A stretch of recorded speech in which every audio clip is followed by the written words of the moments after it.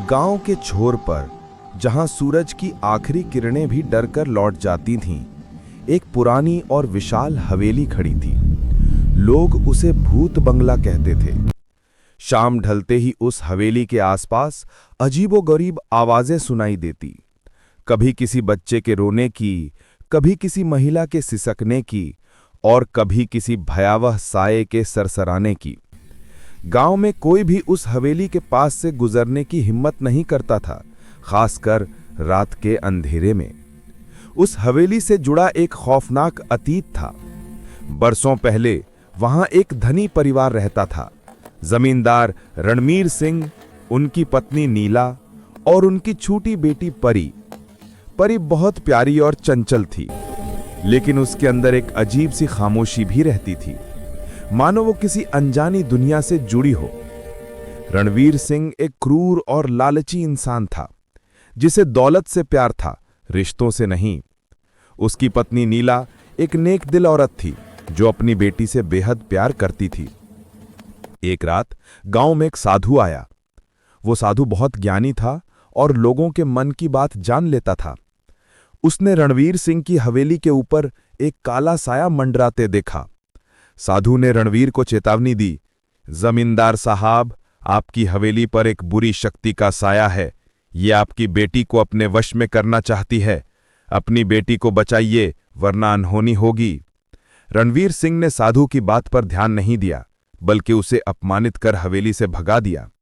लेकिन साधु की बात सच निकली। अगले कुछ दिनों में परी का व्यवहार बदलने लगा।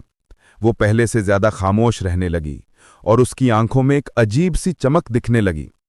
वो रात के समय अकेले छत पर जाकर घंटों तारों को देखती रहती और कभी कभी अजीब सी भाषा में बुदबुदाती। नीला को अपनी बेटी की हालत देखकर डर लगने लगा। उसने रणवीर को समझाने की कोशिश की, लेकिन रणवीर ने उसे अंधविश्वास कहकर टाल दिया। एक रात पूर्णिमा की रात थी। हवेली में अजीब सी हलचल थी। नीला अपनी बेटी के कमरे में गई तो देखा कि परी बिस्तर पर नहीं थी। वो घबरा गई और उसे ढूंढने लगी। तभी उसे हवेली के तहखाने से कुछ आवाजें सुनाई दी। नीला हिम्मत करके तहखाने में गई। वहां का दृश्य देखकर उसकी रूह कांप गई। तहखाने में मोमबत्तियों की रोशनी में परी एक पुरानी किताब पकड़े कुछ मंत्र पढ़ रही थी। उसके चारों ओर अजीबोगरीब आकृतियां बनी हुई थीं। परी की आंखें पूरी तरह से काली हो चुकी थीं और उसके चेहरे पर शैतानी मुस्कान थी। नीला समझ गई कि साधु की चेतावनी सच थी। परी अब उसके वश में नहीं थी।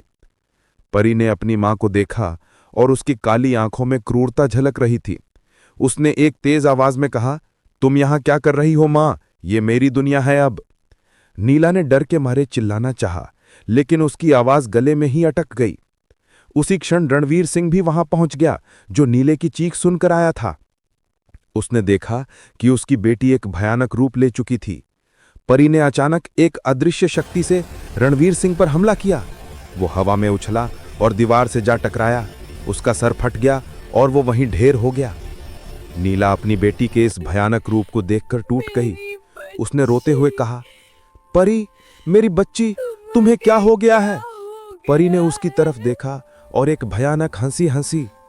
मैं अब परी नहीं हूं मां, मैं उस शक्ति का अंश हूं जो इस हवेली में सदियों से बंद थी। कहते हैं कि उस रात नीला को भी उस हवेली में किसी ने नहीं देखा। हवेली के सारे नौकर चाकर भाग गए और सुबह होने तक वो हवेली एक डरावनी खाली इमारत बन चुकी थी। गांव वालों ने हिम्मत करके हवेली में घुसने की कोशिश की, लेकिन उन्हें रणवीर सिंह की लाश मिली और तहखाने में कुछ जले हुए अवशेष और अजीबोगरीब निशान। आज भी उस हवेली से रात में डरावनी आवाजें आती हैं। लोग कहते हैं कि नीला की आत्मा आज भी अपनी बेटी को ढूंढ रही है और परी की शैतानी शक्ति हवेली में आने वाले किसी भी इंसान को अपना शिकार बना लेती है। गांव वाले आज भी उस हवेली के पास से गुजरने में डरते हैं और हर अमावस्या की रात को हवेली से एक भयानक रोशनी निकलती है, जो इस बात का सबूत है कि वीरान हवेली का रहस्य आज भी जिंदा है।